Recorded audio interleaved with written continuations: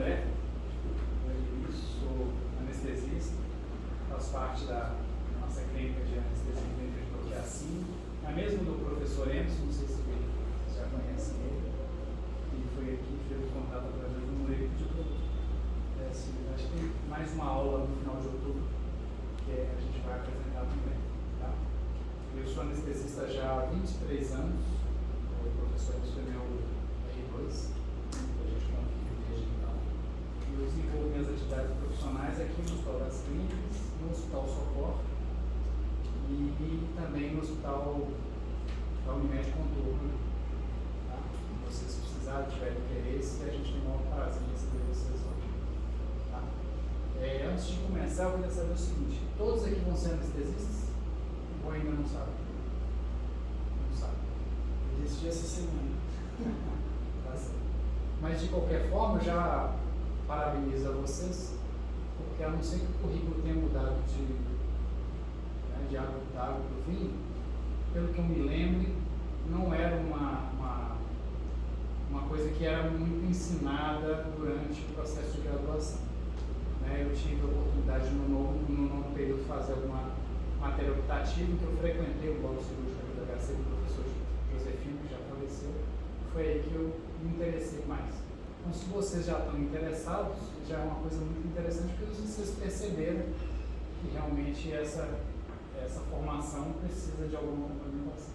As noções que eu tinha de anestesia até então eram muito rudimentares, muito pequenas. Então, o que eu tentei trazer aqui com essa aula de recuperação pós-anestesia foi uma coisa bem prática, não é uma aula grande, não é uma aula com muita informação minuciosa. É um bate-papo mesmo, algumas coisas que são muito, vamos dizer assim, que a gente, intuitivas, mas que a gente precisa organizar e desenvolver. Tá certo? Vocês podem ficar à vontade para perguntar ou interromper. Às vezes eu tenho uma dificuldade de falar, não estou acostumado a falar para alunos da graduação, então pode ser que eu me confunda em alguma coisa, mas qualquer dúvida que surja, vocês me interrompam, por favor, e a gente esclarecer. Tá certo? Bom, então quando a gente fala de sala de recuperação pós-anestésica ou recuperação pós-anestésica, é um período que começa já dentro da sala de cirurgia, quando você fecha o diálogo lá, você interrompe a administração dos anestésicos. A partir daquele momento, até a recuperação plena do doente, existem cuidados que a gente precisa, e existem critérios para a gente levar o paciente de um lugar para outro, e é isso que a gente vai estabelecer. Tá? Então, o objetivo é que o paciente retorne o mais rápido possível, de forma mais suave possível, sem intercorrências, às suas condições basais. Claro que depende de uma série de fatores, inclusive do tipo de cirurgia que ela está fazendo. Os primeiros relatos de um local destinado para isso são do século XIX, desse hospital inglês, desse médico aí. E a partir do ano de 77, o Ministério da Saúde estabeleceu que a existência de um local para a recuperação dos pacientes pós-anestesia era obrigatório nos hospitais do Brasil. De 77 para cá, a legislação evoluiu, como eu vou mostrar para vocês aqui, para a gente chegar ao que a gente tem hoje. E toda essa evolução não foi à toa, ela foi baseada em alguns critérios que também a gente vai escorrer aqui para facilitar. Não precisa gravar tudo, gente, mas eu repeti aqui o que está escrito nas portarias do Ministério da Saúde sobre recuperação pós-anestésica. Então, o paciente deve ser removido para a sala de recuperação ou para o CTI, conforme o caso, e tem que ser sempre um médico responsável por cada setor. Então, ao final da cirurgia, o paciente pode ter alta, ele pode ir para a sala de recuperação ou ele pode ir para o CTI. Só tem esses três destinos. E sempre tem que ter alguém responsável por ele. Nos casos em que ele vai para a sala de recuperação pós-anestésica, o médico anestesista tem que acompanhar o transporte até a chegada lá. Ele transferirá essa responsabilidade para o plantonista da recuperação, ou ele mesmo vai ficar responsável por esse paciente até a alta anestésica. Tá? O ideal é que exista um médico lá presente para assumir esses casos. E isso acontece em grande parte dos hospitais, principalmente nos hospitais maiores. Mas existem situações em que você é o único anestesista presente. Você está de plantão sozinho, numa maternidade, no interior, e só tem você. Então Então você vai acabar o caso e você vai ficar responsável por aquilo. Ah, mas e se tiver outro caso para fazer? Você vai fazer outro caso, mas você tem que dar assistência para o doente. Então sempre tem que ter um médico responsável e pessoas lá. Tá? Se não houver condições de transporte, o paciente permanece em sala sob sua supervisão. Né? E é responsabilidade desse médico que realizou o ato anestésico registrar em papeleta, em prontuário, todas as informações referentes ao caso e importantes para a continuidade do cuidado. Isso é muito importante. Assim como vocês vão ver no próximo slide, quando você passa essa informação para o plantonista do CTI, o ideal é que seja feito também o registro escrito dessas informações. Tipo de caso, tipo de anestesia, drogas utilizadas, diurese, intercorrências intraoperatórias, hora de administração de antibiótico, todas as informações que possam interferir e possam ser importantes no cuidado continuado. Tá? E, eu pus em vermelho aqui, a responsabilidade da alta da sala de recuperação é inteira e exclusiva e intransferível do anestesista. Seja o anestesista que fez o caso ou aquele ao qual você passou a responsabilidade quando você deixou lá. Tá certo? E vocês vão entender o porquê isso aqui. Tá? Não pode um cirurgião chegar lá e dar alta no seu paciente. Não pode um outro clínico ou outro médico liberar o paciente. Tem a responsabilidade nossa e exclusiva nossa. Tá? Passo outro slide aqui e falo sobre. Desculpa, você já tinha passado uma vez? Ah, não, porque eu volto um pouco. Então, quando o paciente volta para o outro. Então, quando o paciente vai para a sala de recuperação, essa rotina. Para o CTI, a mesma coisa, só que você transfere a responsabilidade para o colega do CTI. Beleza. Na sala de recuperação, os pacientes têm um cuidado contínuo em relação àquilo que você fez dentro de sala cirúrgica. Então, os pacientes permanecem lá o tempo que for necessário, e a gente vai ver isso mais para frente, e eles devem ser monitorizados quanto à sua circulação, respiração, estado de consciência, no caso de anestesia regional, quanto à mobilidade dos membros ou não, né, o controle da temperatura corporal, como a gente faz dentro da sala, e o controle de náuseas e vômitos. Faltou aqui, né, mais recente, a gente incluiu mais um sinal vital, que é a avaliação do nível de dor e da intensidade dessa dor. Então, além de todos esses dados aqui, que ficou faltando é a observação, a análise e o registro da intensidade da dor desse paciente. Certo? Nos casos do paciente vai para terapia intensiva, o cuidado é transferido para o médico plantonista. Né? É responsável também a gente registrar as informações e, se não for possível a transferência imediata para o CTI, o paciente permanece em sala com a monitorização adequada até isso ser possível.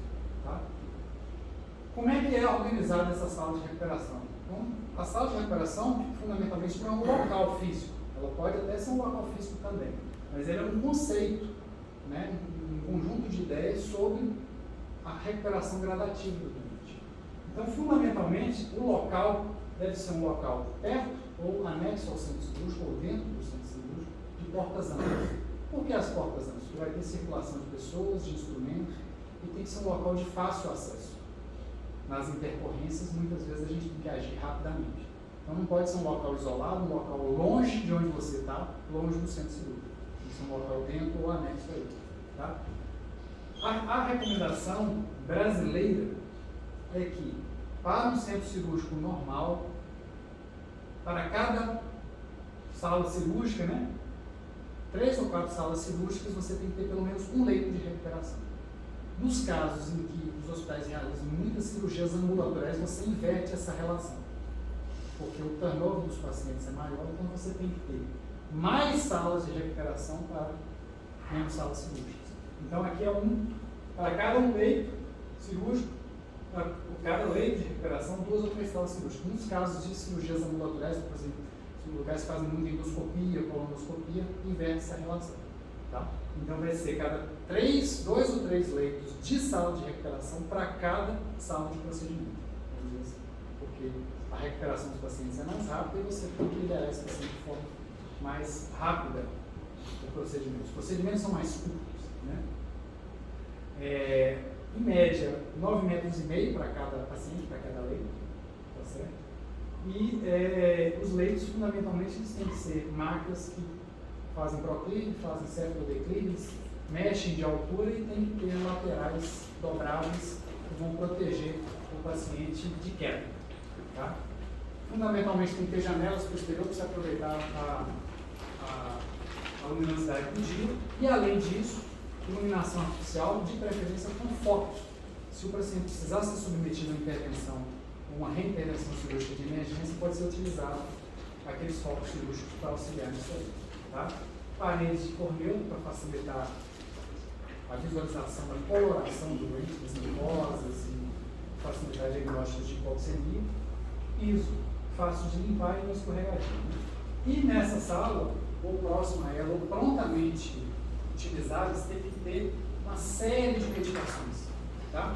Então, medicações analgésicas, antieméticas, antitérmicas, anti-inflamatórias, né, anticonvulsivantes, medicações que a gente usa para os estados em que você vai proceder uma RCP, uma reanimação cardiorrespiratória. Tá? Soluções cristalinas e colóides, se o paciente ficar hipovolêmico e precisar disso. Né? Heparina antagonista, se houver alguma necessidade de intervenção. Antialérgicos, no caso de reações anafiláticas. Então, tudo isso tem que estar prontamente utilizável ali na sala de recuperação. Tá certo? Para tratar essas intercorrências.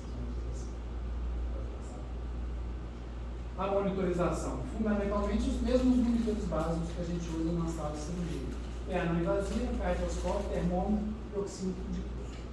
Disponível para cada leito de recuperação, essa monitorização básica.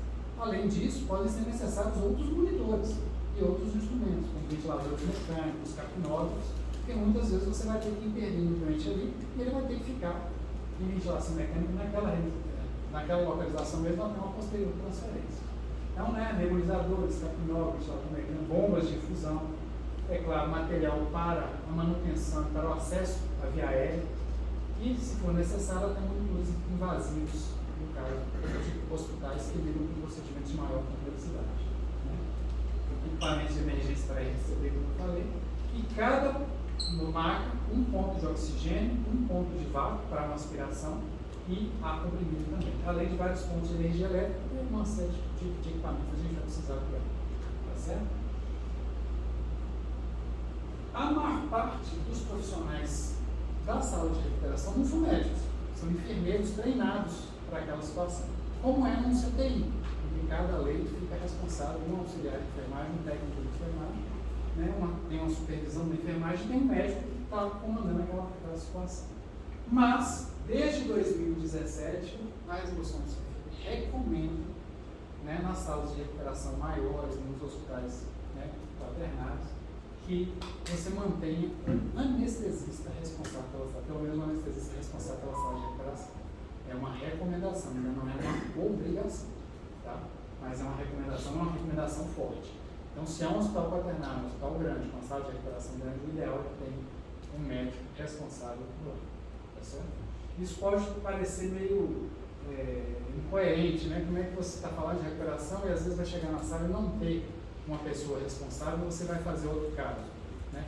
É por isso que a gente vai estabelecer critérios muito rígidos de segurança para retirar o paciente da sala cirúrgica e levar para a recuperação, assim como existem critérios muito rígidos de você liberar da recuperação para a enfermaria ou para a recuperação 2. Então isso foi desenvolvido exatamente com isso. Tá? Mas, quando esses pacientes, né, o hospital é muito grande, se recomenda a presença de um profissional. Está claro para vocês? Pode seguir, está muito rápido, está ok? Vamos lá. Então, eu tirei uma foto da sala de recuperação aqui, para a gente ter aquilo lá. Então, você veja que as marcas são marcas específicas, que elas movimentam, né, o decúbito do doente, então, século acrílico, século declínico, um tredelemur, tem as laterais dobradas para proteger os pacientes de queda. Você veja que cada leito tem a sua monitorização básica, tem pontos de oxigênio, tem local para jogar os cortantes, tem um médico ali de plantão e outros profissionais fazendo outras coisas. Tem a iluminação artificial e mais a iluminação das janelas. Então, o ideal é isso aqui, um ambiente calmo, tranquilo, bem organizado e com todos os recursos que a gente precisa para dar assistência ao nosso paciente. Né? Então, agora nós vamos passar, bem, dito isso, né, que existe uma organização, existem profissionais treinados para aquilo, existem, né, regras para número de salas de recuperação, para o número de salas cirúrgicas, visando a segurança do paciente e visando a boa dinâmica de bloco cirúrgico. Lembrar que se a recuperação é pequena demais, e você termina o seu caso e não tem leito disponível nessa recuperação, você bloqueia uma sala cirúrgica por um tempo indeterminado. Isso tem um custo, né? E tem implicações para a instituição ao qual você está ligado. Então, todas essas regras foram desenvolvidas com base nisso. Quando a gente desliga os nossos anestésicos lá, os efeitos das medicações, os efeitos da anestesia que você fez, seja regional, seja sedação, seja anestesia geral, nos lados graus de profundidade, ele não acaba imediatamente.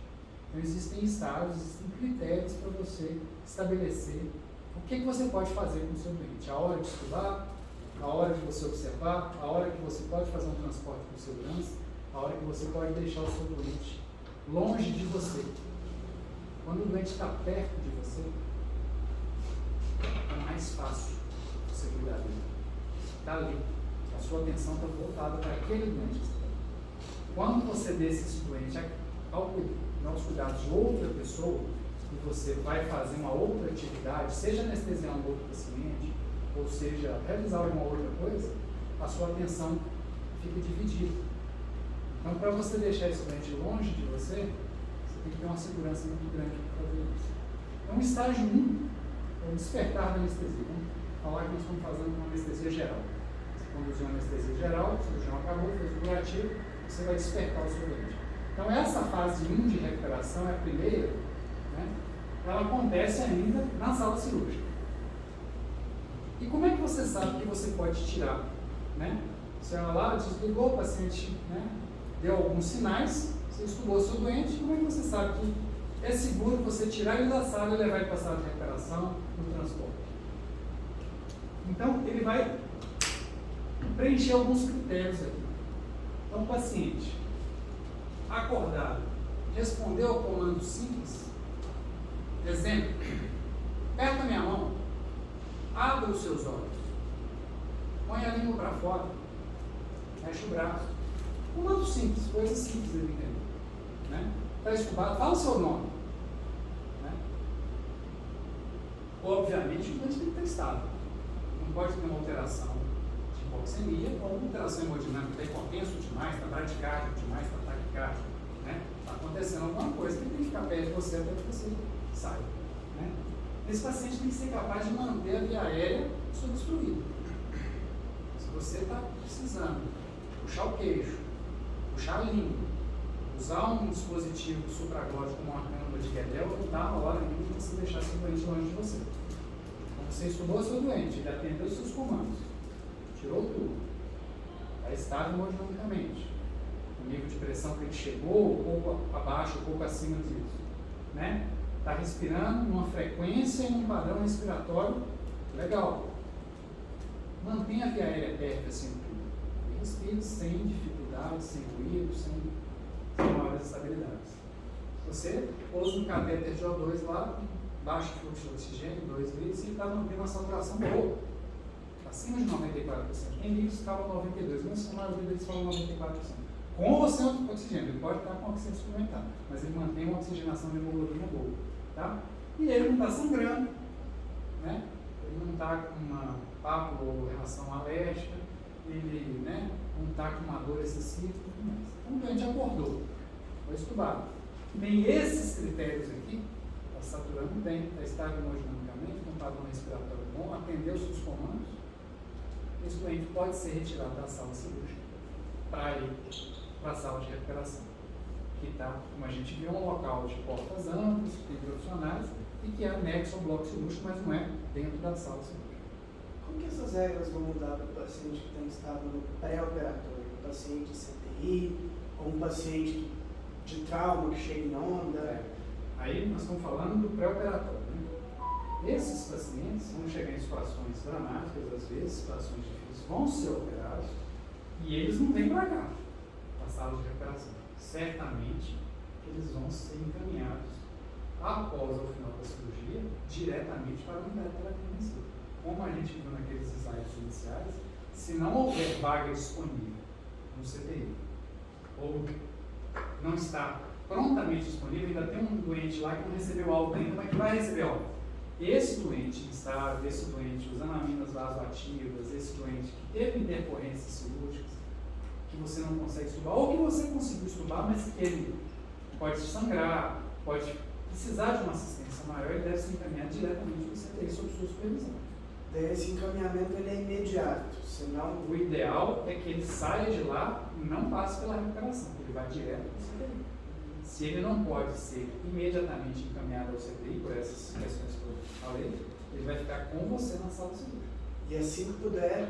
E assim que a vaga estiver disponível, e você considerar que o transporte pode ser feito adequadamente, você vai transportar esse doente. Tá?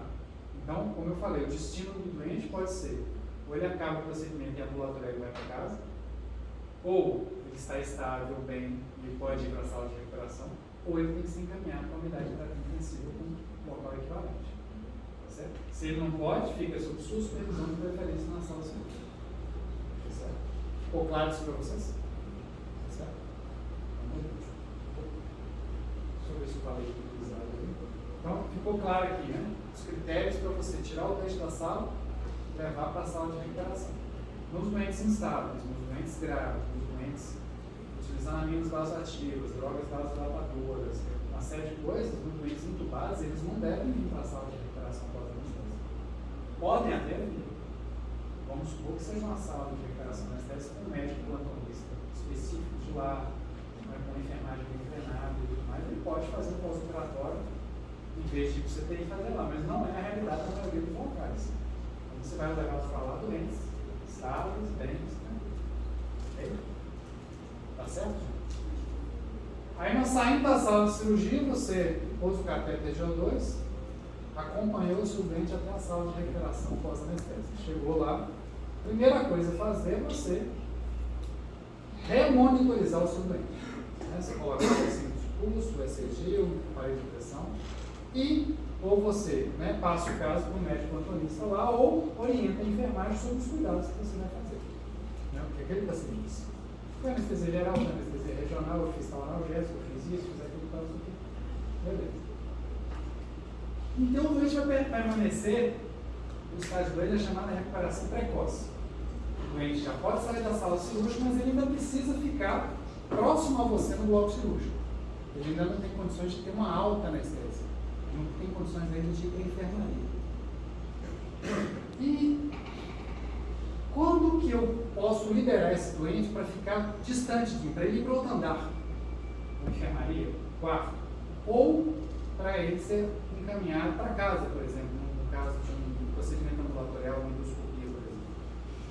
A preocupação dos anestesistas sempre existiu com relação a isso. Eles desenvolveram várias tabelas, vários índices, a tabela mais utilizada no mundo todo, não é só no Brasil, é essa aqui, que é a escala de Albrecht e Krug, que foi modificada em 95, porque inicialmente não se contava com oximetria de pulso para olhar a saturação de hemoglobina dos doentes.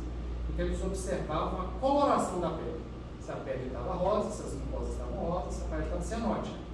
Com o advento dos oxímetros, que é muito mais preciso, eles modificaram a tabela e tiraram a coloração da pele e passou a ser saturação de hemoglobina. Mas fundamentalmente eles ganham a mesma coisa. Então você pode ganhar de 0 a 2 pontos de acordo com os vários sistemas, que você está monitorizando do paciente. Atividade, respiração, consciência, circulação e pressão arterial e saturação. Então, se o doente está saturando bem em área ambiente, ele ganha 2 pontos. Se ele está saturando bem com O2 suplementar, ele ganha 1 ponto. Se ele está saturando mal, 0. E assim a pressão arterial. Se ele tinha um nível de pressão arterial, aquela pressão até 20% do nível pré-anestesia, ele ganha 2 pontos. Entre 20 e 40, por exemplo, ele tinha uma pressão de 100. Está 90, beleza, ele ganha 2 pontos. Está 70 de sistólico, ele vai ganhar 1 ponto. Ou abaixo de 50% do valor prévio, ele ganha 1. E aí você vai somando todos esses pontos.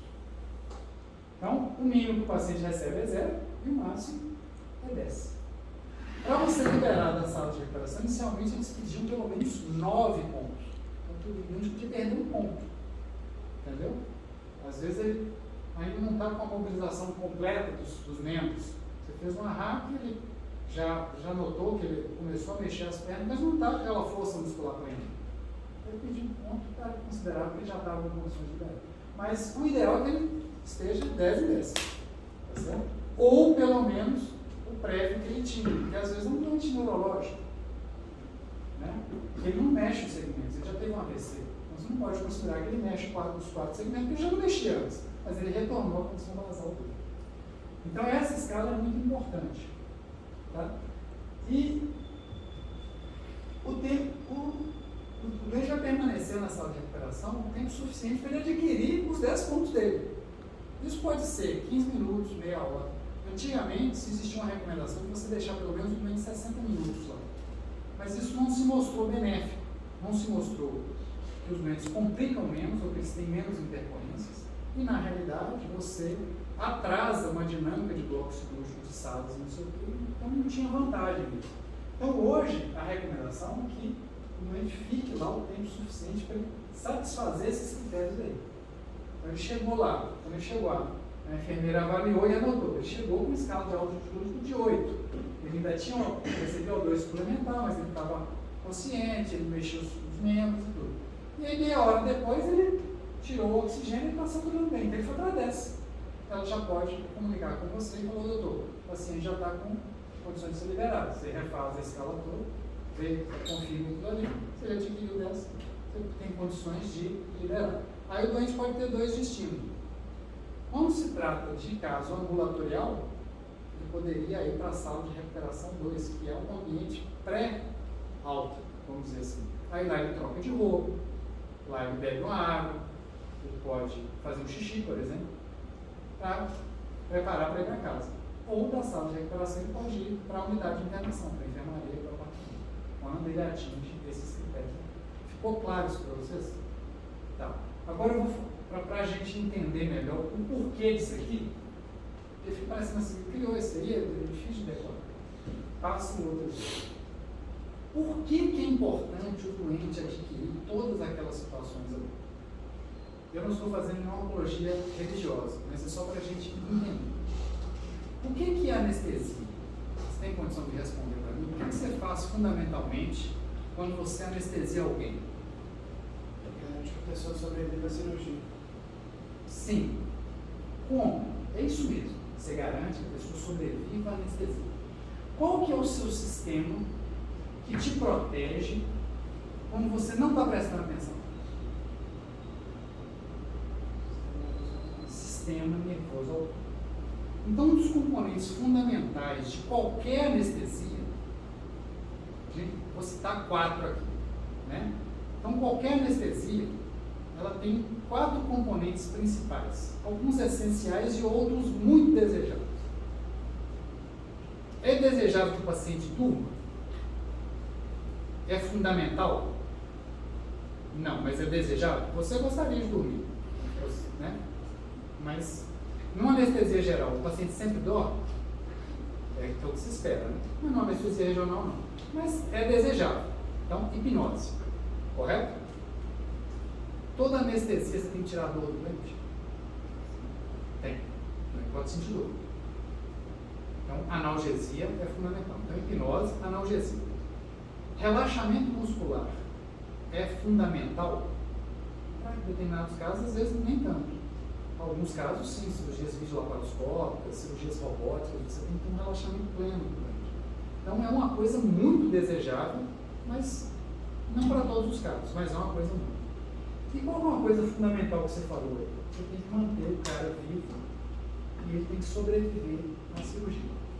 Todo procedimento cirúrgico implica numa resposta ao trauma, uma inflamação, uma resposta orgânica àquele insulto, que é um insulto controlado, porque a cirurgia é um insulto controlado, mas é um insulto.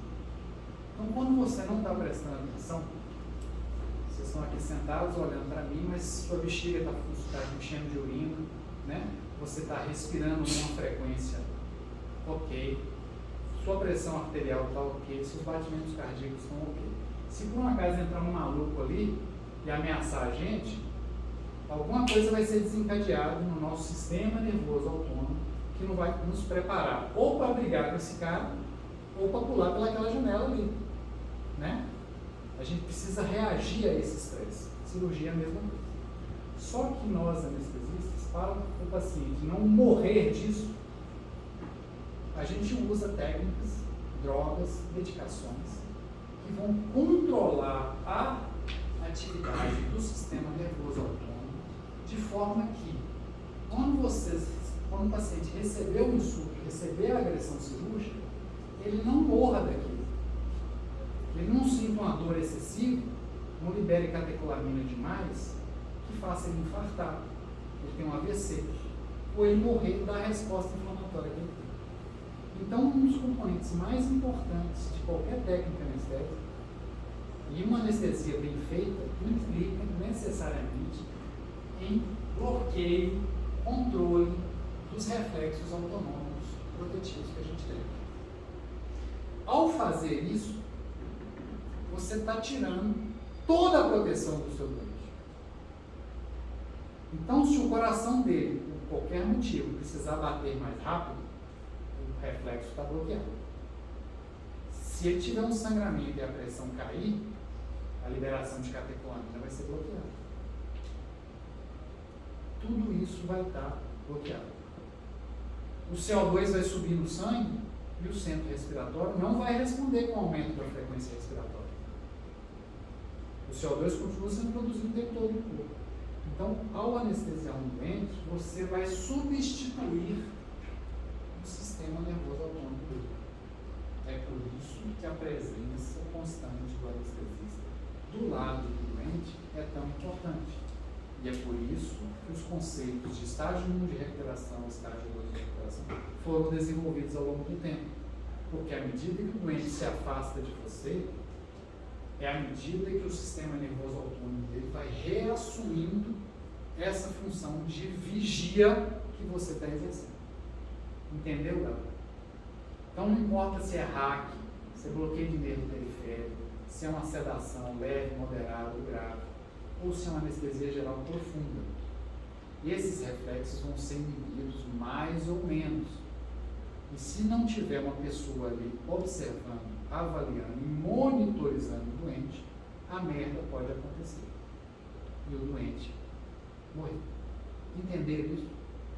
Então, por isso que é tão importante esses conceitos. De que o doente tem que estar respirando legal, o doente tem que estar saturando bem, ele tem que estar alerta, ele tem que estar acordado, os membros têm que estar mexendo, porque o doente precisa se proteger.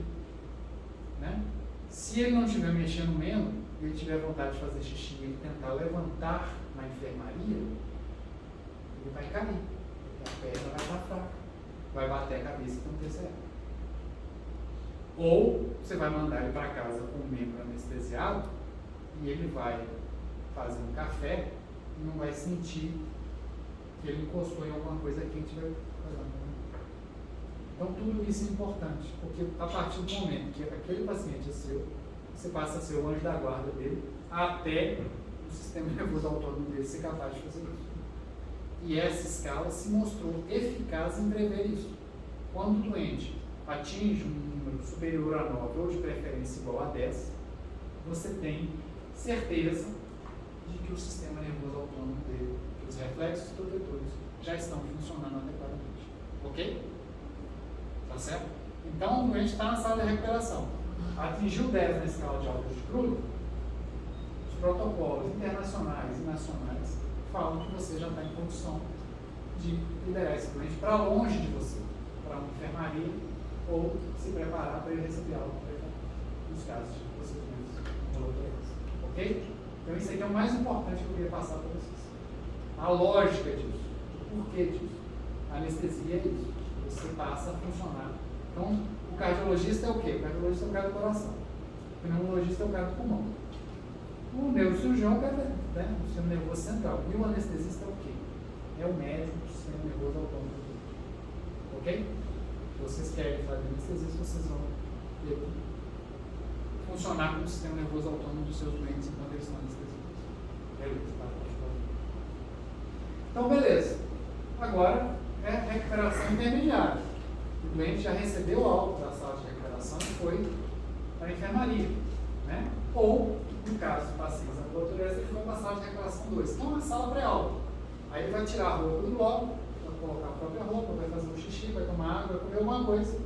E se ele não tiver náusea e vômito, com hipotensão postural ou não está, ele foi para casa. Entendeu? Então, nas unidades ambulatoriais, endoscopias, locais onde se fazem exames de ressonância e tudo mais, nesse ponto em que você atingiu um altitude de 10, você passa o doente, agora você pode levantar, sentar, tomar água, e daqui a pouco está tudo bem, você vai para casa. Ou, no caso de pacientes internados, eles podem ir para a enfermaria e terminar a recuperação dele lá. Né? Na enfermaria fica mais distante de você, vai ficar sob cuidado das enfermeiras do andar, dos médicos do andar. Né? Então, para o paciente ambulatorial, deambula sozinho, não tem efeitos colaterais nenhum, não está nauseado, não está com dor importante nem nada, né? Não teve tontura e vômito, fez xixi, comeu, volta para casa. Tá? Sempre acompanhado de um adulto responsável, nós vamos entender o porquê, e de preferência com orientações verbais escritas. Se você tiver isso em casa, liga para cá. Se tiver qualquer problema, tome isso. Então, não basta só a verbal, tem que ter escrita também. O ideal é isso. O tempo para o doente atingir isso aí varia de 60 a 180 minutos, no caso da mas pode chegar até 6 horas. Ou pode chegar no final de 6 horas e você decidir que você tem que internar seu doente. Você vai mandar ele para casa. É um processo que tem que avaliar o tempo todo. Tá? Por quê? Isso aqui é sempre importante. Você tem que considerar o protocolo institucional do local onde você está trabalhando. O tipo de doente que vai lá. A condição socioeconômica desse doente. Porque às vezes o cara vai pegar uma ambulância e ir para um lugar que se ele tiver uma intercorrência, ele não consegue voltar. Ele não tem telefone. Ele não tem acesso mais ao serviço onde é que você está. Então não é simplesmente, é onde era o outro, fez a endoscopia, pode ir para casa e some. Entendeu? Porque se ele tiver qualquer coisa lá, o acesso dele ao hospital é mais difícil.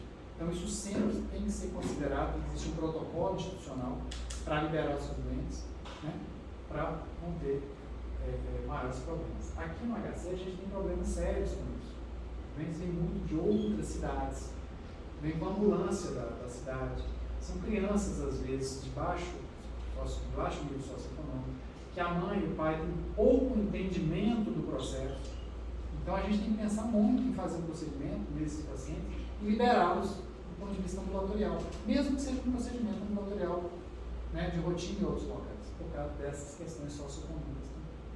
Certo? Eu tive um problemão uma vez com uma paciente que ela estava já há meses precisando fazer uma endoscopia, 2 vezes não conseguiu, porque ela não tinha acompanhante, ela não conhecia ninguém, simplesmente, era 100%. Eu já passei por isso, inclusive, um médico se propôs a ser o acompanhante dos médicos, porque senão não ia conseguir fazer. Eu fiz isso. Um colega, porque pode ser qualquer pessoa, desde que seja uma pessoa adulta, né? Mas você tem que ficar responsável pela pessoa mesmo, não é simplesmente, mas isso de vez em quando acontece. Ficou entendido isso aqui? Então beleza, saiu da recuperação, vai. Agora a recuperação completa do doente pode passar. Só vai acontecer quando ele metabolizar essas drogas todas e ele voltar às funções cognitivas normais. E aqui é muito difícil estimar esse tempo para todas as pessoas. É muito comum você escutar as seguintes perguntas: doutor, posso tomar uma hoje? O cara fez uma endoscopia, uma colonoscopia, um procedimento ambulatorial pequeno, uma anestesia local, eu posso sair e num churrasco e tomar cerveja hoje? Eu tenho um negócio para fechar hoje à tarde, vou vender um apartamento. Ou quero dirigir. Quantos que eu posso dirigir? E é muito difícil estimar esse tempo. É uma variação interpessoal muito grande. Por uma questão conservadora, por falta de conhecimento, a gente pede que o paciente se abstenha desse tipo de atividade, seja dirigir, seja sair sozinho na rua, seja fechar um negócio importante, casar, separar, comprar coisa, vender coisa, entendeu? Seja dirigir uma máquina pesada, um trator, por exemplo, ou seja, não, vou consertar o teto da minha casa, vou subir lá em cima, entendeu? Pelo menos por 24 horas, alguns preconizam 48 horas, mas pelo menos 24 horas, tá? Então você fala, você fez o procedimento hoje, você vai para sua casa, fica lá, pode se alimentar normal, dá tudo por escrito, volta a sua medicação, se alimenta normal, toma seu remédio antipertensivo e tal. Amanhã, a partir das 10 horas da manhã, você volta à sua vida normal. Se quiser dirigir, quiser ir para o clube, quiser sair, aí tudo bem. Mas pelo menos 24 horas, que é a recuperação completa. Tá certo? Antes disso, por questão, né, até de literatura e tudo, se recomenda para o pessoal. Muitas vezes eles não respeitam, tá? E saem pacientes completamente recuperados do procedimento, né, rápido. Mas é o que está escrito na maioria dos nossos livros. Eu vou citar depois para vocês a bibliografia que eu utilizei. Vocês não precisam se preocupar, não, no final tem. Mas é porque é bom a gente, como falando, a gente está. Eu não peguei, inclusive, livros estrangeiros, porque eu prefiro a realidade nossa aqui do trabalho, que é uma coisa mais prática. Tá certo? Então, pelo menos 24 horas para voltar às atividades normais. E isso aí. Ok? Bom, está tranquilo até aqui? Vocês entenderam a importância da sala de recuperação, dos critérios de recuperação 1, de recuperação 2, dos critérios de auto-hospitalar e das importantes. Tem alguma pergunta a ser feita? Você tem? Não. Então tá bom, tá certo. E agora a parte que eu vou falar um pouco sobre os eventos adversos mais importantes. É claro que numa sala de recuperação pode acontecer inúmeras coisas, mas as coisas mais significativas, mais frequentes, que a gente às vezes tem que manusear. Tá? As estatísticas variam, mas eventos adversos graves podem acontecer, tem relatos até 20% dos pacientes. Quer dizer, de cada 10 doentes que você põe lá, 2 complicam com complicação grave. Isso é muita coisa. O que interfere mais nisso como você falou, condição clínica pré-operatória. Se o doente já chega grave, é muito maior a chance dele sair grave ou de ter uma complicação pós-operatória. Né? Se ele é submetido a uma cirurgia extensa, uma cirurgia oncológica, uma cirurgia invasiva, é maior chance de complicação pós-operatória. Agora, se sua anestesia demorou demais, prolongou, né, você usou uma dose de anestésico muito alta naquele doente, então também tem relação. Então tem relação com o paciente, com a cirurgia e com a técnica de anestésico. Tá? Os eventos mais comuns são náuseas e vômitos pós-operatórios, é o evento mais comum adverso. Na maioria das vezes ele não é tão grave, mas pode ter complicações graves. E dor, é o segundo evento adverso mais frequente que a gente usa. Tá? Náuseas e vômitos e dor. Mas pode acontecer hipotensão arterial, alterações de via aérea que você precisa intervir. Né?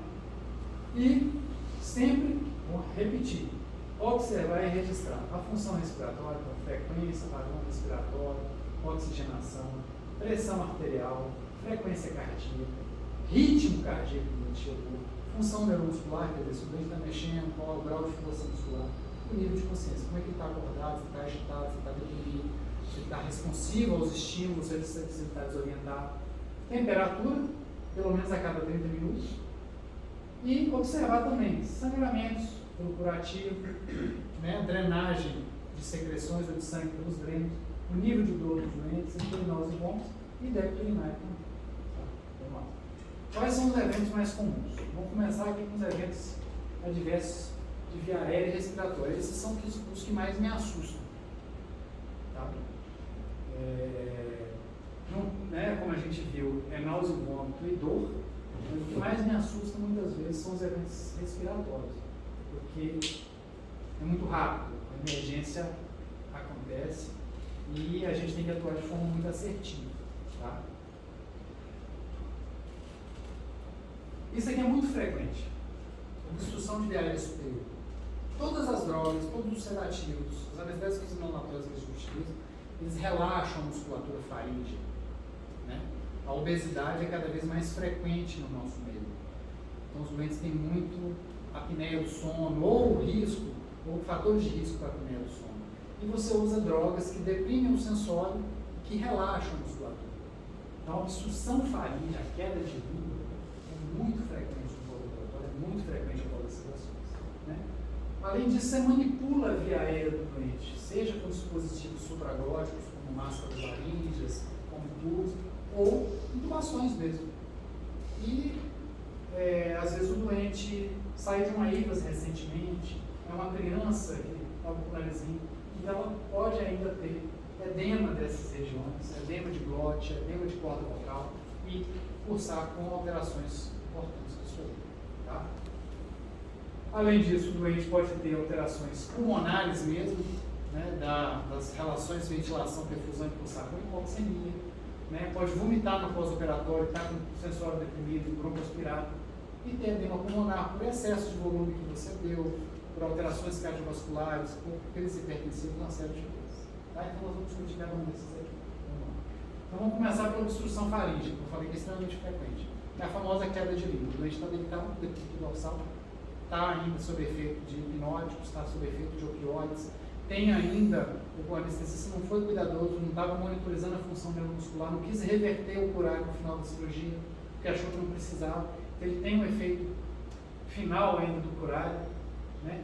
E a gente sabe que os músculos, eles têm sensibilidade diferente ao curário. Então, às vezes, o paciente tem um movimento do diafragma, que é um músculo extremamente resistente ao curário, então ele volta a funcionar mais rapidamente, mas ele ainda não consegue coordenar com a abertura, com a patência da via aérea superior. Então ele puxa e o ar não vem porque a faringe fecha, porque a língua caiu lá para trás. Tá? E os principais sintomas que a gente vai ter retração intercostal e retração supraesternal. Você vê o que vem puxando e no ar não está saindo. Tá? O tratamento é feito com posicionamento correto da cabeça, da mandíbula, né? Às vezes o decúbito lateral, que aí você joga a língua mais para frente, ela desobstrui a passagem do ar. Tá? E muitas vezes são necessárias cânulas de Guedel ou cânulas nasofaríngeas que você usa pelo nariz, para manter essa patência até o efeito residual dessas drogas passar, e depois tem condição de manter essa via aérea mais próxima. Tá? Aí você fala assim, mas como é que o paciente, o cara levou esse paciente para a recuperação, você não estava com a via aérea aberta ainda? Né? Aí ele, às vezes, ele precisou, achou que a via aérea estava aberta e condicionou o paciente, mas na hora que ele saiu, chegou lá, o paciente acalmou de novo, ele dormiu, mudou a posição da cabeça, aquela via aérea que estava perto talvez deu uma obstruída e tudo mais. Às vezes, um sanguezinho que secretou pelo nariz, escorreu pela faringe, formou um coágulozinho e diminuiu o tamanho da via aérea.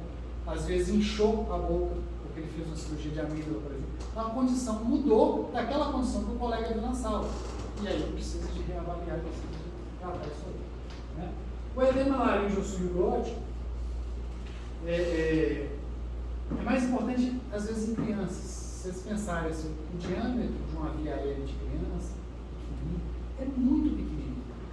Pequena quantidade de secreção, um pequeno edema que aconteça ali vai provocar um estridor, porque o ar tem dificuldade de passar. Tá certo? E você, né, estimulou ali, entubou, passou uma massa laríngea, caiu secreção, caiu sangue. Então isso pode acontecer.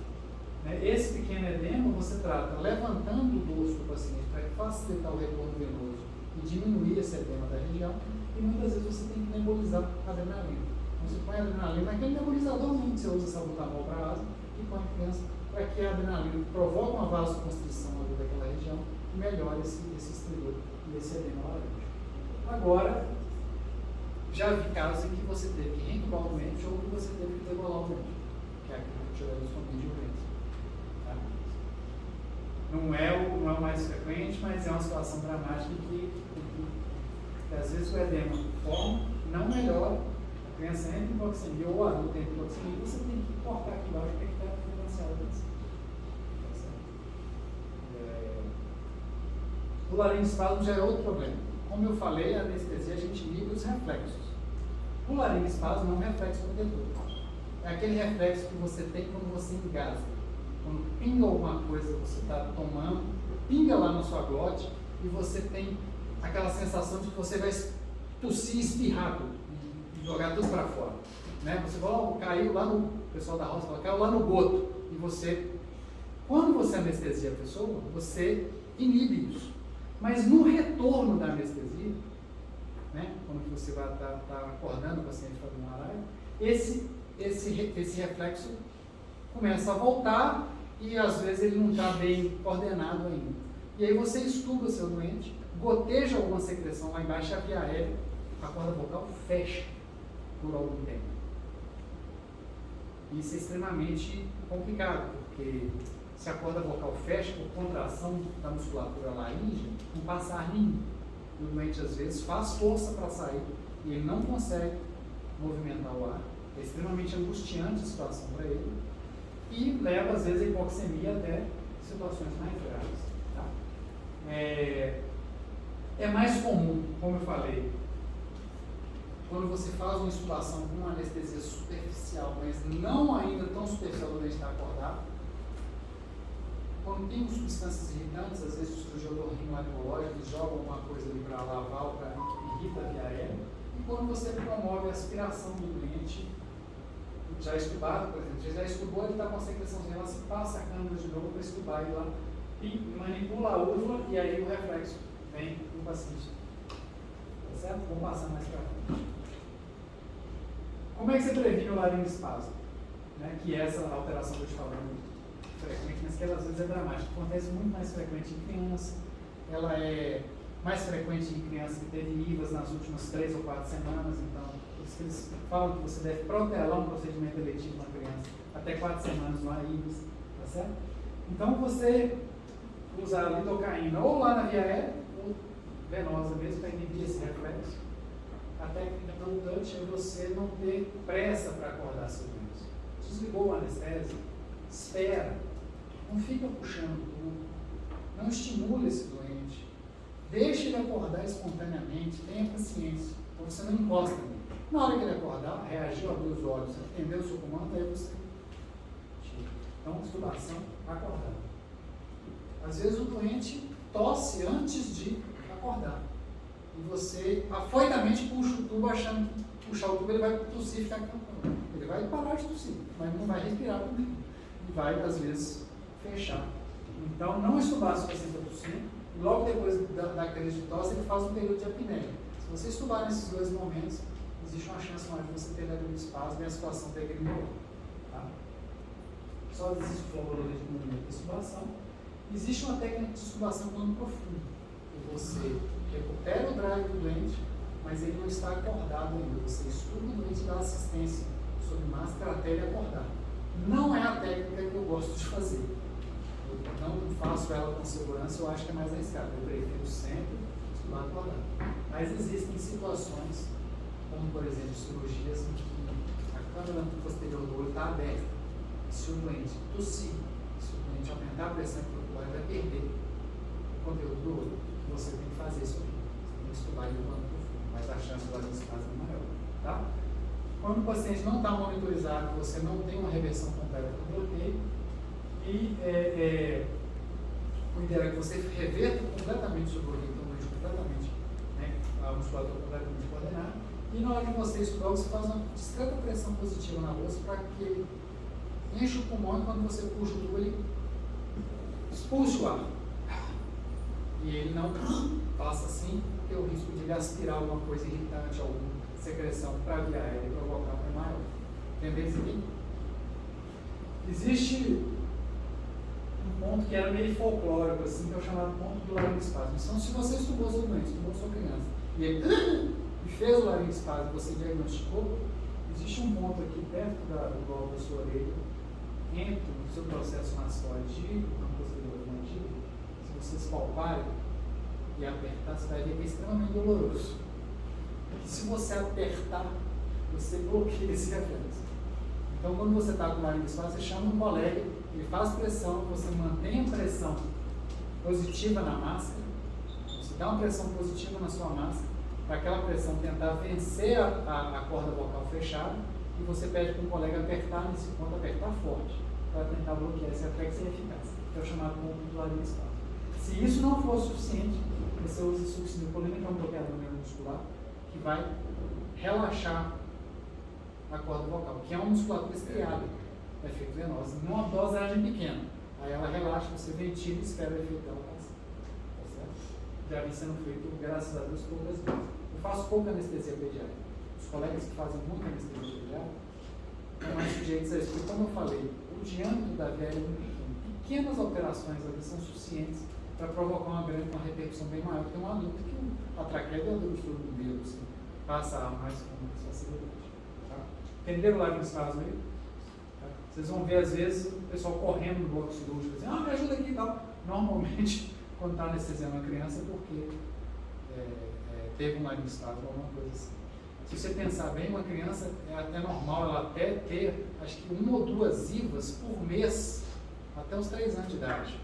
Então é muito difícil se anestesiar uma criança, por exemplo, com uma cirurgia otorrinolaringológica mais A, que a criança não está gripada ou não esteve gripada nas últimas semanas. E aquela situação não vai melhorar. Então, assim, aquela recomendação, você tem que aguardar 3 a 4 semanas, aí você, beleza, você suspendeu o caso. Daí a 2 semanas ela pega outra IVAS. E aí vira um ciclo vicioso. Então, muitas vezes, o caso é feito, mesmo não estando na condição, porque aquela situação não vai mudar, sabe? E aí a gente tem essas dificuldades. Entenderam o controle do espasmo aí? Entenderam a utilização da succinilcolina? E entenderam que a diferença entre um edema da glote, entre uma queda de língua e um laringoespasmo? Ficou claro para vocês? Então, vamos lá. Vamos para a parte mais, agora, de fisiologia pulmonar, respiratória. A hipóxia é uma alteração de queda da saturação de oxigênio. Ela pode ter várias causas. E ela atinge, se você estubar o seu doente, se você terminou sua anestesia geral e não deu O2 suplementar para o seu doente, ela pode atingir até 30% dos pacientes, com a saturação abaixo de 90%. Então, por isso que vocês vão ver com frequência, por isso que é tão importante. Terminou a anestesia geral, está tudo bem, mas dê O2 suplementar para o seu doente, tá? Porque você vai impedir essa hipoxemia em 30% dos casos, em 30% dessas situações. Tá? Qual que é a causa dessa alteração? Vocês vão lembrar lá das relações ventilação e perfusão? Vocês lembram qual que é o conceito de shunt? O pulmão tem os alvéolos e tem um vaso sanguíneo passando. Esse vaso sanguíneo passa, troca oxigênio e gás carbônico. Se o vaso sanguíneo passa e o alvéolo está fechado, ele vai passar com pouco oxigênio e vai continuar com pouco oxigênio. Isso é o efeito shunt. Por que o efeito shunt é aumentado? Por que aumenta-se o shunt? Entenderam isso? Ficou claro para vocês? Outra alteração é chamada de espaço morto. Você entendeu? Você só tem o alvéolo aberto sem sangue passando. Então a troca não acontece do mesmo jeito. Então tem ar ali dentro, mas a troca não vai acontecer. Então o shunt é quando o sangue chega venoso e sai venoso. Ele chega do lado esquerdo do coração com uma baixa tensão de oxigênio. Por que o shunt aumenta na anestesia? Porque primeiro a gente sai da posição em pé para deitado. Segundo, a gente usa drogas que bloqueiam o diafragma, o conteúdo abdominal sobe no tórax. Então sua capacidade residual funcional, todos aqueles volumes e capacidades pulmonares estão alterados. Terceiro, que você altera a hemodinâmica do doente também, retorno venoso, uma série de coisas. Tá? Então, normalmente, um doente deitado, seja ele com anestesia geral ou com sedação, você aumenta o shunt do seu paciente. Tá? Então, anestesia, sedação, sempre, na maioria das vezes, você vai precisar de O2 suplementar no seu doente, porque senão o doente vai desenvolver hipóxia.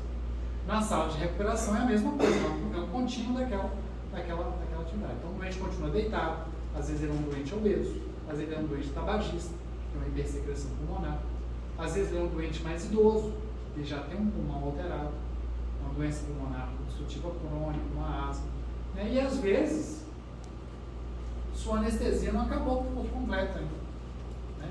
O doente não voltou à condição basal, então essa situação piora. Então, a principal causa de hipoxemia é a chamada atelectasia. Vocês devem ter visto nas clínicas cirúrgicas o pessoal falando, acontece a atelectasia muito frequentemente em doentes cirúrgicos. Se você fizer uma cirurgia abdominal alta, acontece mais ainda, por causa dos afastadores, por causa de dor pós-operatória. A incursão respiratória do doente não é a mesma. Ele vai respirar e dói, então ele faz uma respiração mais curtinha, né?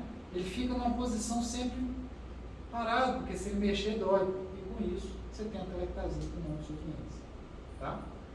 Então, a primeira fase é a intraoperatória, como eu falei, redução da capacidade residual funcional, enfraquecimento do broncocondutor. Entendam isso, mas são os efeitos das drogas. A musculatura relaxa, o peso do tórax cai sobre o pulmão, o peso do abdômen cai sobre o pulmão e resulta em atelectasia. E na segunda fase, mesmo que tudo isso aqui tenha sido corrigido, Você usou uma ventilação legal, com a PIB legal, fez o recrutamento do seu doente, mas na hora que você estuda o doente vai para a recuperação e ele tem apneia obstrutiva, ou ele tem uma doença pulmonar, pode acontecer atelectasia na sala de recuperação. Tá? Então você tem que ficar de olho nisso. Como eu falei, os fatores de risco, né? DPOC, doença pulmonar obstrutiva crônica, da obstrutiva do tômago, obesidade, tabagismo e outras doenças pulmonares. Tá? Então, hipóxia. Principal causa, atelectasia. Segunda principal causa, hipoventilação. Você usou benzodiazepina, opioide, ketamina, anestésico inalatório, bloqueador neurológico, tudo que inibe a respiração. E de repente você quer que o seu doente volte a respirar. Perfeito, faça respiração profunda, tosse com qualidade, elimina a secreção, não é assim. Então, o doente, muito frequentemente, ele hipoventila no pós-operatório. Hipoventila a ponto de reter CO2 e piorar a condição, porque ele já estava acordado, mas um pouquinho sonolento, responsivo. Ele hipoventilou um pouquinho e ele já tem um TPOCzinho, fumou um charuto durante uma época da vida, então o drive respiratório dele já não é a mesma coisa. Aí sobe o CO2 dele no sangue, faz uma hipercapnia e faz um caso chamado de narcose carbônica. Ele piora a condição de consciência dele e piora a ventilação. Tá? Então a hipoventilação você tem que ficar de olho, né? Essa acidose respiratória, toda acidose é prejudicial, né? E sempre atenção dos doentes pneumopáticos, principalmente, mas pode acontecer com qualquer paciente, dependendo da anestesia, dependendo do subsídio. Então, hipóxia, até 30% dos pacientes se você não der oxigênio, e as principais causas são a atelectasia e hipoventilação. E é fácil da gente atuar nas duas, e é fácil da gente reverter as duas, ok? Se a gente estiver pensando nisso, né? Vamos lá. Broncoaspiração, graças a Deus, não é tão frequente. Né? A broncoaspiração é aquela síndrome de Mendelssohn, né? Que foi descrita, que é uma alteração pelo pH e volume da secreção gástrica, que a paciente vomita, vai para o pulmão, ela desenvolve uma pneumonite química e depois uma pneumonia mesmo e faleceu. Se vocês não sabem, a síndrome de Mendelssohn foi descrita pela primeira vez uma paciente grávida. Né? O Mendelssohn era obstetra. E ele descreveu com uma paciente grávida, vomitou, aspirou aquela secreção do estômago e veio a falecer desse processo. Então, na anestesia, depois que você estuda o doente, ele pode vomitar. Se o nível de consciência dele está alterado, ele vai aspirar aquilo para dentro do pulmão. Então, é uma complicação grave que a gente deve evitar. É um evento raro, né? Uma para cada 2 a 3 mil anestesias, mas com graves consequências. Lembrar que quanto maior o volume, quanto menor o pH dessa secreção, maior a chance de uma complicação mais grave. Tá? Aí volta naquela questão que você perguntou. Ah, mas o doente não está sempre de estômago vazio? Nem sempre. Às vezes é um caso de urgência e emergência que ele acabou de comer um churrasco, ou que ele jantou, né? Ou que ele está com uma síndrome obstrutiva intestinal, um dreno saindo pelo nariz com secreção fecalóide. Isso pode acontecer. Tá? Então você tem que ficar de olho nisso aí. Tá? Pode provocar broncoespasmo, hipoxemia, taquipneia, taquicardia, hipotensão. E você deve, se acontecer o vômito, né, aspirar o mais rapidamente possível, o mais completamente possível a via aérea do doente e administrar broncodilatadores, no caso de broncoespasmo, e oxigênio. E até mesmo, se precisar, dar o suporte de ventilação mecânica se você identificar a insuficiência cardíaca. Tá?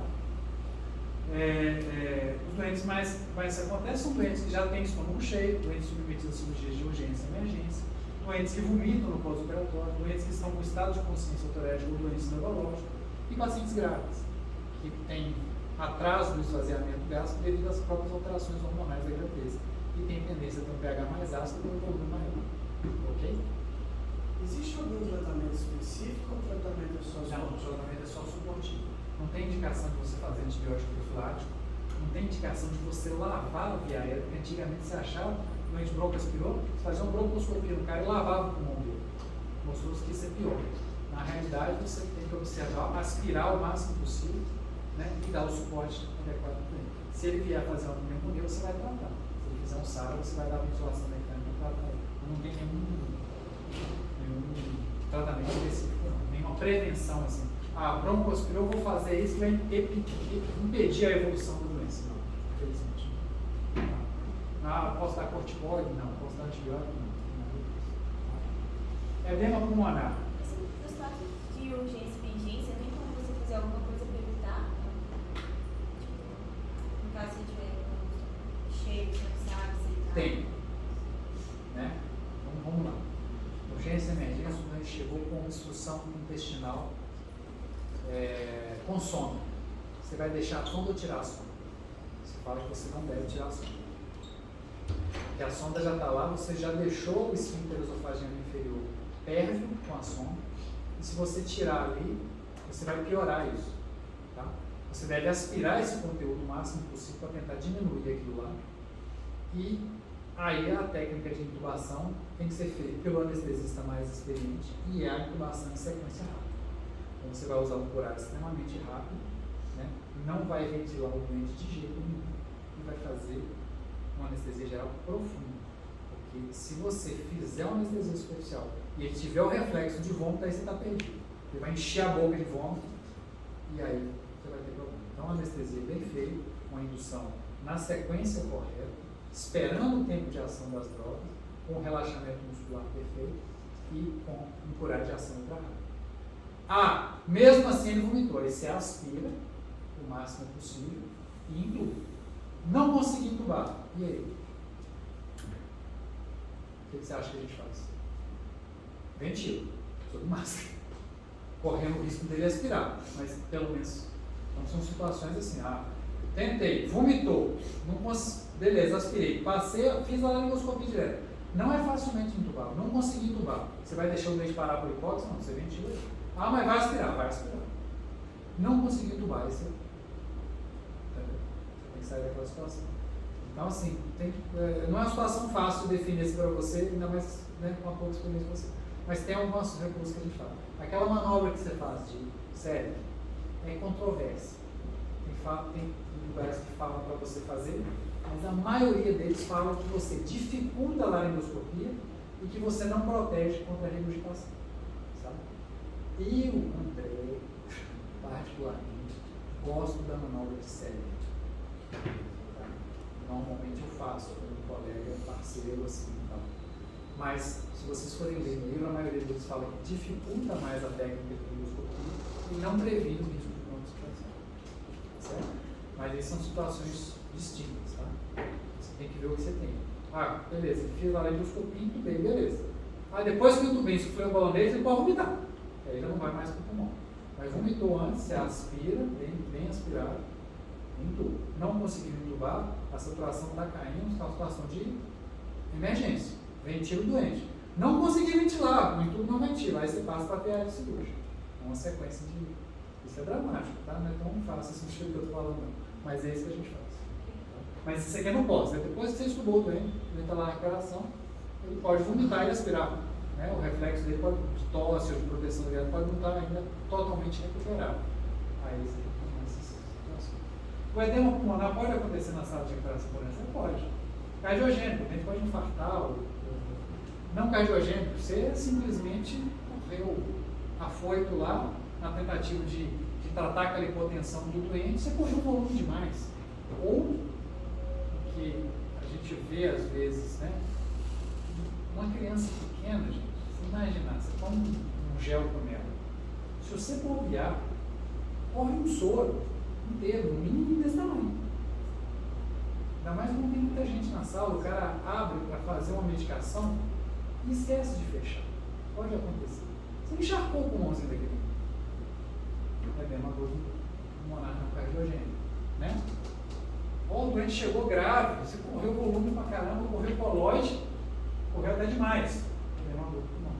A gente fez uma CIRS, fez uma sepsis, fez uma resposta inflamatória do sistema, alterou a permeabilidade da membrana dele, vai extravasar ali o pulmão no terceiro espaço. Então, mesmo aquele volume que você deu adequadamente, assim, em termos de ml, pode passar para o pulmão e encharcar esse pulmão.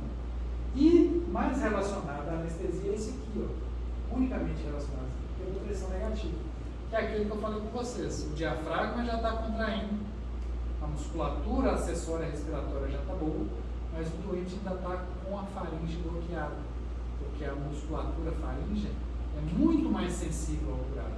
Ela se recupera muito mais tardiamente. Então, às vezes chega um cara forte de academia, que tem uma musculatura muito forte, então a impulsão respiratória dele é muito forte, mas a faringe está, a língua caiu, a faringe está fechada.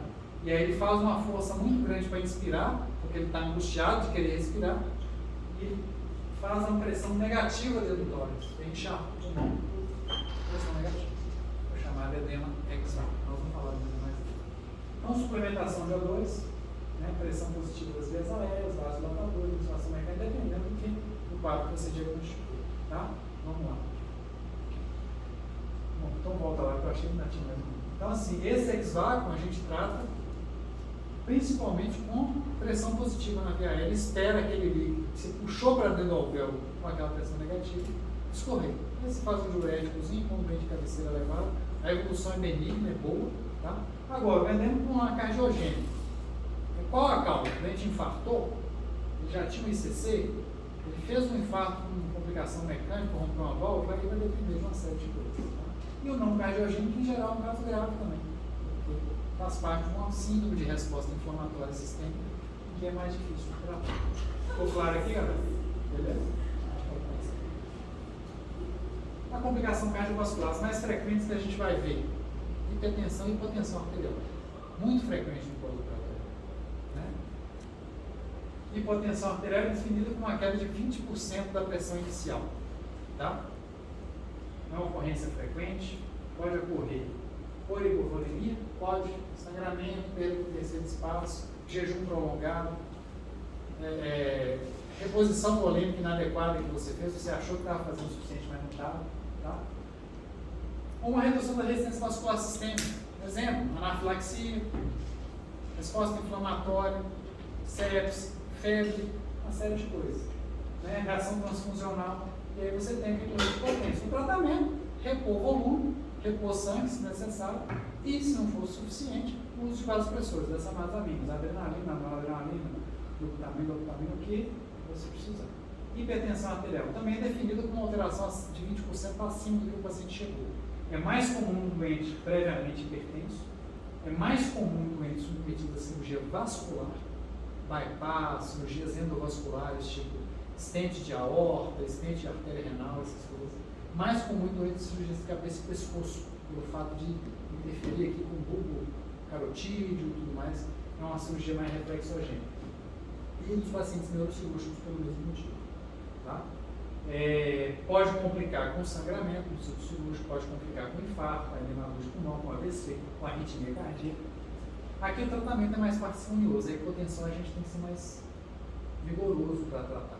Aqui o doente está hipertenso, mas ele tem sinal de complicação, ele está com dor de cabeça, ele está sangrando excessivamente, ele está com angina, ele está com dor. Não, ele está só hipertenso. A conduta mais adequada é você tirar os fatores precipitantes. Ele está com dor? Trata a dor. Ele está ansioso? Trata a ansiedade dele. Ele é hipertenso e não tomou a medicação hoje. Volta com a medicação dele. Agora, se o doente tem alguma complicação, né, mais significativa, aí você pode usar um vasodilatador, um lipride, alguma outra coisa assim. Mas de preferência, na hipertensão, você é mais cauteloso. Se não tem sinal nenhum de complicação, você vai, está com dor, vamos tratar a dor, vamos tirar a ansiedade, vamos tratar isso aqui e depois vai perdendo. Na hipotensão a gente tem que ser mais firme, mais assertivo, tá? Vamos lá. Infarto agudo do miocárdio. Acho que eu pus isso aqui, gente, porque não é frequente, tá? Agora, quando o infarto acontece, na grande maioria das vezes, não é no intraoperatório. No intraoperatório, se você está anestesiando seu doente adequadamente, os reflexos estão abolidos, na maioria das vezes você baixa a frequência cardíaca, você baixa a força de contração do coração, então você preserva esse órgão, como preserva todos os outros. Agora, quando você estuba seu doente, e ele tem dor, e ele está ansioso, e ele está incomodado, e ele tem um sangramento excessivo e fica hipotenso, então quando o infarto acontece, no contexto cirúrgico, na maioria das vezes, é nas primeiras 24 horas pós-operatório. Porque tem uma resposta inflamatória que aumenta a adesividade plaquetária, porque o doente tem dor, tem ativação de catecolamina, tem hipotensão, tem hipoxemia, e aí os fatores se complicam. Então eu chamei a atenção de vocês a esse aqui. Não é comum um doente infartar durante a cirurgia, mas pode acontecer. E se acontecer, gente, o tratamento é angioplastia, você tem que levar porque está tudo cortado. Você não vai trombolizar o cara, você não vai dar TPA para ele. E complicar com um sangramento além do infarto. Então você tem que comunicar rapidamente a hemodinâmica do hospital e aprender a fazer uma angioplastia. Ok? Tá certo? Tá. Então, como eu falei, né? Aumenta as catecolaminas no pós-operatório. Quando você tira a anestesia do cara, ele desenvolve a operação. Tá? Arritmias cardíacas é a mesma coisa. Tá? Na maioria das vezes, é uma anestesia superficial demais. Você precisa aprofundar o seu paciente. E no pós-operatório, muitas vezes, é dor, é ansiedade. Tá? Então, por isso, que se perguntar para vocês, qual que é a arritmia mais comum no pós-operatório? É o ataque cardíaco sinusal. Né? E se você tratou dor e tudo ela mantém, você usa um beta-bloqueador, que é efetivo nesse tratamento. Tá certo? Até 84% do pós-operatório pode ter extracístole, arritmia ou bradiarritmia. O significado da arritmia depende da função cardíaca do doente. Não é porque o doente está tendo extracístole que você precisa tratar. Não é porque o doente está bradicárdio, está com a frequência de 40, 50, você precisa tratar. Ele precisa desenvolver para você sinais e sintomas de baixo débito, ou sinais e sintomas de comprometimento. Ah, não, esse doente está com frequência de 50 e ele piorou o sensório. Esse doente está com frequência de 50 e a pressão dele caiu, ele ficou com sinais de hipoperfusão, aí você tem que atuar. Mas não necessariamente. Tá? Então a arritmia depende sempre da função basal do doente e dos sintomas, dos sinais que você está observando. Tá? Na maioria das vezes, as bradiarritmias estão relacionadas à disfunção do nosso sinusal ventricular. Por quê? Porque os anestésicos bloqueiam, inibem os marcapassos naturais que a gente tem no coração, que é o nó sinusal e o nó atrioventricular. Então, quando esses dois estão inibidos, outros marcapassos do sincício cardíaco do coração atuam e aí fazem taquiarritmias, reentradas, ou mesmo extracistolias. Tá certo? E às vezes, basta você dar um anticolinérgico para a gente voltar lá. Buscopan, atropina. Você aumenta a frequência de disparo do nosso sinusal, por exemplo. E aí você corrige essas extracistolias que aconteceram. Tá? Ou você pode usar um beta-agonista, por exemplo, uma adrenalina em dose baixa, uma dopamina, ou se a bradicardia está severa e não foi corrigida, mesmo um marcapasso ou transvenoso ou um marcapasso transcutâneo, que é aquela placa que você utiliza. Tá? Então isso vai depender muito da avaliação do quadro como um todo. Só uma frequência cardíaca específica não é diagnóstico que você vai ter que atuar. Agora, se é uma arritmia com repercussão hemodinâmica, um ataque à arritmia ventricular ou atrial ou supraventricular com repercussão, o tratamento vocês já sabem qual é. Ou é a desfibrilação, se for uma fibrilação para cardioventricular, ou é uma cardioversão elétrica. Tá? Você não trata com droga. Aqui são para arritmias em que o doente está ele pode ter alguma repercussão, mas ele não está chocado, ele não está brutalmente doente. Ok? Combinado, galera? Então, beleza. Aqui é a mais frequente, né, que a gente viu. Né? Só perde para dor, náusea e vômito pós-operatório. Você pode pensar, pô, mas náusea e vômito é uma bobagem. O cara vai vomitar lá. Mas isso é extremamente incômodo para os pacientes. Às vezes os doentes falam que eles preferem ter dor do que ter náusea. Sabe? Tem gente que vomita muito. E vomita muito. Vomitar muito pode provocar coisas sérias. Descência de sutura, aumento de sangramento, ruptura esofágica, pneumotórax por esforço mesmo repetitivo, tá certo? Aumenta a pressão intraocular, aumenta a pressão intracraniana. Então, o ideal é que a gente evite as náuseas e os vômitos, tá? Podem acontecer até 20 a 30% dos pacientes. Pode provocar tudo isso que eu falei aí, né? Os fatores relacionados ao vômito. Tem fatores relacionados ao paciente, à cirurgia e anestesia.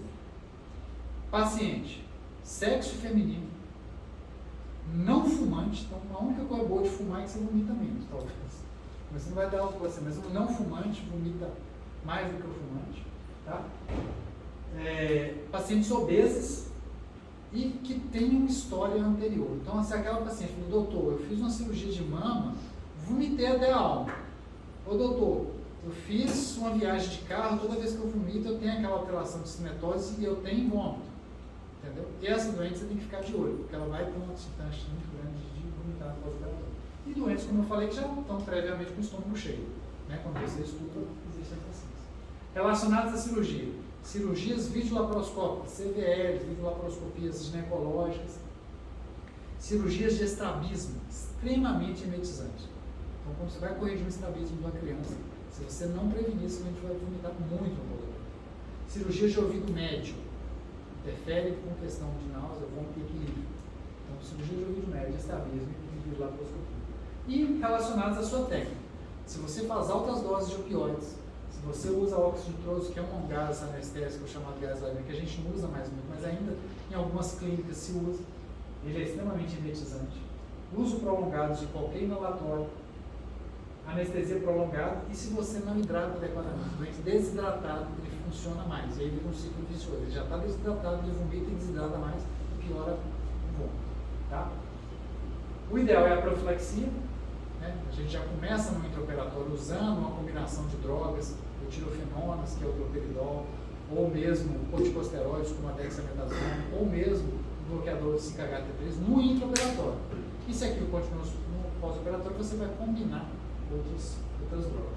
Eu citei essas várias drogas aí, gente. Eu não sei se vocês lembram do centro do vômito, lá no cérebro. O centro do vômito é uma estrutura pequena que tem receptor de serotonina, tem receptor de substância inflamatória, tem receptor de histamina, tem receptor de dopamina, tem receptor de um monte de acetilcolina. Então tem uma série de classes de substâncias que você pode usar para bloquear esses receptores. Então, anticolinérgico, tirofenona, fenitiazina, que é a classe, por exemplo, do Plasil, tá? Os antagonistas, que é o ondansetrona, palozetrona, aqueles outros. Corticosteroides, como a dexametasona, por um efeito anti-inflamatório, e antistamínicos, que é a difenidramina, ou qualquer antistamínico. Qualquer antistamínico tem efeito emetizante. Não sei se vocês já frequentaram o bloco cirúrgico e vocês já viram o doente vomitar no intraoperatório. Ou você já viu? Quando dá antibiótico, quando dá morfina, logo depois o doente. Normalmente liberação de histamina, porque você fez a droga rápido demais. É tipo uma reação estaminoide mesmo, quase uma reação, né, de anafilaxia, mas em menor grau. Então fique de olho nos doentes. Então é assim que se trata. Então a gente começa no intraoperatório, prevenindo, e no pós-operatório pode usar qualquer dessas classes de drogas. O ideal é que você combine, por exemplo, um receptor com outra classe de drogas. Você vai usar duas classes que interfiram no receptor de serotonina. Ou você usa um anticolinérgico com tirofenona, ou você usa um corticosteroide com... A combinação ideal são esses dois aqui, mais o tirofenona. São as drogas mais eficazes, mas você pode usar qualquer uma delas, ou tem que usar quase todas elas muitas vezes. O que mais usa é o ondansetrona e dexametasona, né? Entendeu? Mas assim, o droperidol é tão eficaz quanto, só que o droperidol dá uma sedaçãozinha. Você prefere evitar isso no pós-operatório. Então, a combinação mais eficaz é o 5-HT5 com o corticosteroide. Mas às vezes você notou que é um doente que está empolado, por exemplo. Então provavelmente ele estava vomitando por causa de histamina. Aí você pode usar difenidramina nesses casos. Então você pode lidar com isso também, dependendo da causa. Ok? Vamos lá. Está acabando, viu, gente? Acho que esse é o último efeito adverso que a gente observa muito, que é a hipotermia. Toda anestesia é feita, como eu falei, né, ela bloqueia reflexos protetores. E as drogas todas provocam alterações de vasodilatação periférica e você altera os mecanismos de controle da temperatura corporal. Então, normalmente, a gente desenvolve mecanismos protetores que tem uma vasoconstrição periférica para concentrar a sua temperatura nos órgãos mais importantes. Quando você anestesia o doente, quando você faz uma hack no doente de uma peridural, você provoca uma vasodilatação dos membros, por exemplo, e o sangue que estava concentrado aqui nos órgãos mais importantes vão para a periferia. Então, a temperatura central do seu corpo pode cair até 2 graus. Só de você induzir um gás com o propofol, ou só de você fazer uma raia com a peridural no doente. Então, com frequência, né, a gente pode ver hipotermia, se você não cuida de evitar essa perda de temperatura no intraoperatório. Então, não é incomum o doente, além disso, o doente pode sangrar, ele fica com a cavidade abdominal exposta numa sala com o ar-condicionado ligado. Você usa soro gelado para lavar uma barriga, para fazer uma irrigação de bexiga no RTU. Então, tudo isso pode interferir na temperatura do doente. Então, A sala de recuperação tem que saber lidar, tem que ter dispositivos para você reaquecer o seu doente e tratar a hipotermia. Por quê? A hipotermia, além de alterações na função plaquetária, nos fatores de coagulação e no metabolismo de drogas, ela geralmente vem acompanhada de calafrio. O corpo, quando começa a acordar, quando começa a se recuperar, ele promove uma contração muscular da musculatura esquelética. Para essa contração, é um aumento de metabolismo para aumentar a temperatura do corpo. Só que isso provoca aumento da produção de CO2 e aumento do consumo de oxigênio. Então você pode ter piora da demanda, da oferta e demanda de O2, e o doente infartar mais, o doente liberar catecolamina que não devia, uma série de coisas. Então, a hipotermia, bem acompanhada de calafrio, é uma ocorrência frequente, como eu estou te dizendo, tá? Até 33% da pós dural lá, e alguns falam até 65% da pós-anestesia. Aqui, com hospitais de sexo masculino e propofol, como a gente usou, propofol e hipotensor, na dose que a gente usa. E o sexo masculino, eu acredito que seja porque nós homens temos menor quantidade de gordura no corpo. Né? Um panículo adiposo menor. A mulher tem mais bunda, peito, graças a Deus, e aí ela se protege melhor nessas situações. Tá? Efeito a longo prazo, né? Piora a cicatrização, pode infartar e tudo mais. E o tratamento da hipotermia é usar aquela. Você esquenta o ar, você usa uma manta que cobre o doente que libera esse ar quente em todo o corpo do paciente. É a forma mais eficaz. Você pode cobrir seu doente, mas se você não forçar um ar quente lá, essa recuperação vai ser demorada. Então a gente pode utilizar isso aqui no intraoperatório, nas partes que não estão sendo operadas, e no pós-operatório. O tratamento do calafrio, gente, você pode usar essas 3 classes de drogas aí. Por quê? Porque elas se combinam com um receptor lá dentro do sistema nervoso central, que é o termostato. Então o opioide e a cloritina, então elas se combinam com isso lá. Então o termostato vai parar de sentir o corpo como se estivesse frio. Então, tá frio, você não tratou a hipotermia, mas ele pelo menos vai parar de tremer. E não vai consumir mais oxigênio e produzir CO2. Então, se o calafrio estiver intenso e aquilo estiver dando repercussão no paciente, você pode tratar qualquer opioide. O mais eficaz de todos é a famigerada dolantina. É a única coisa para que dolantina serve. Fora isso, ela só serve para viciar os outros, dar náusea e vômito, tratar mal do outro. Não é um opioide que eu gosto. Mas para tratar calafrio é excelente. Baixas doses de ketamina na anestesia geral tem se mostrado eficaz nessa profilaxia de calafrios. Isso aqui para mim foi uma novidade quando eu estudei agora. Tá? Não utilizei ketamina para tratar, para prevenir calafrios nessa dose, né, que é uma dose baixa, mas não é tão baixa assim, não pode dar algum efeito de psicotrópico lá, o paciente ficar mais doidão, uma anestesia regional, meio miligrama um pouquinho, tá? Mas é uma opção aí, está escrito aqui, tá certo? Acho que é esse o último slide. Eu usei esse livro aqui, gente, não estou preconizando, você pode usar qualquer livro que for para estudar, tá? Mas esse é um livro nacional da Sociedade de São Paulo, está atualizado, e ele está muito perto da nossa realidade aqui. Porque às vezes você vai ver sobre salas de recuperação lá em Genebra, na Suíça, o cara chega lá e tem um doente na recuperação, entendeu? Ele tem monitores que a gente não tem, ele tem uma realidade de trabalho que não vai bater com a nossa aqui. O doente ambulatorial dele é um cara que é executivo de empresa, ele não é um doente com baixo nível socioeconômico. Então, assim, eu preferi usar esse livro. Como vocês estão em formação, e eu falo isso com meus residentes também, não leiam muito artigo, leiam mais livro. O conhecimento que está no livro é o conhecimento que sedimentou, que ficou, que todo mundo concordou. O artigo, às vezes, ele te leva para situações em que não são muito a prática do dia a dia, porque é uma novidade. Ainda vai precisar ainda ser debatida, revista e tudo mais.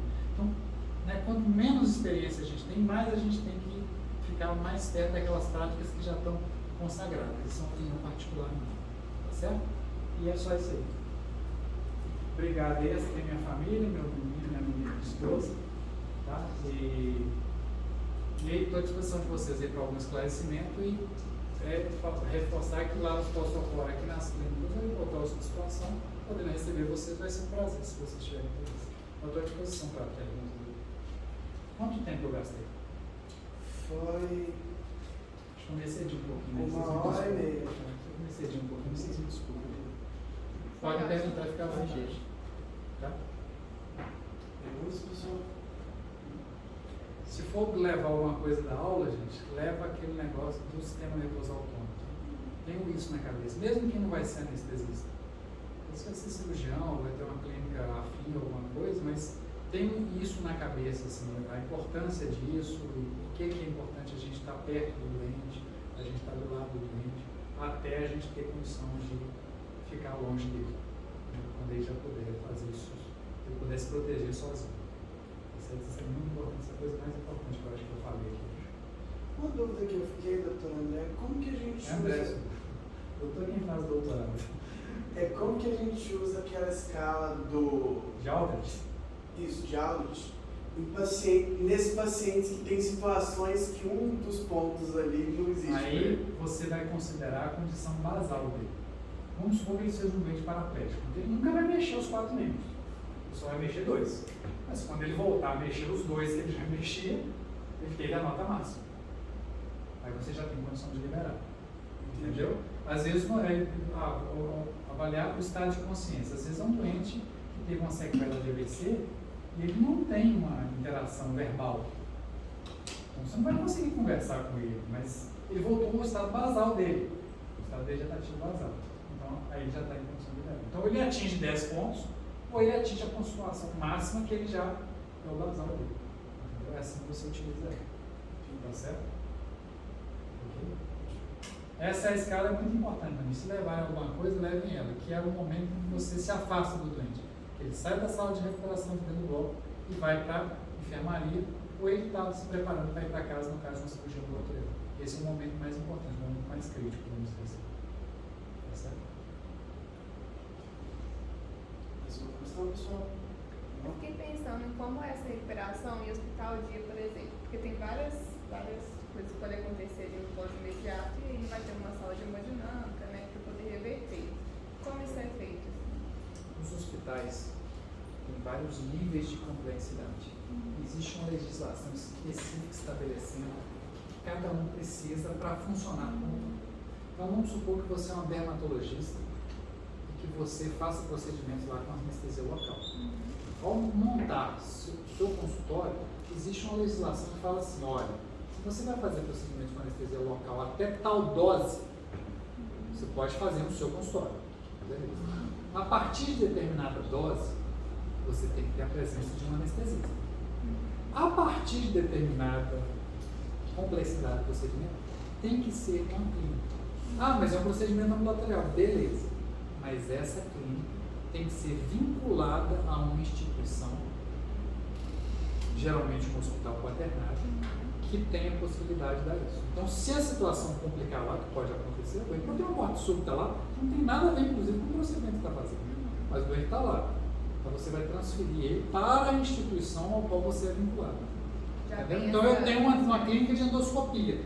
Se alguma situação complicar aqui, ou se por um acaso o endoscópio perfurar o estômago, perfurar um colo, e esse paciente precisa de uma assistência maior, as clínicas todas elas têm que ter um vínculo. Ah, esse hospital está vinculado ao hospital tal.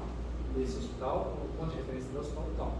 E esse doente vai ser transferido para lá. Sua pergunta é pertinente, mas é isso. Então, a clínica não pode funcionar isolada.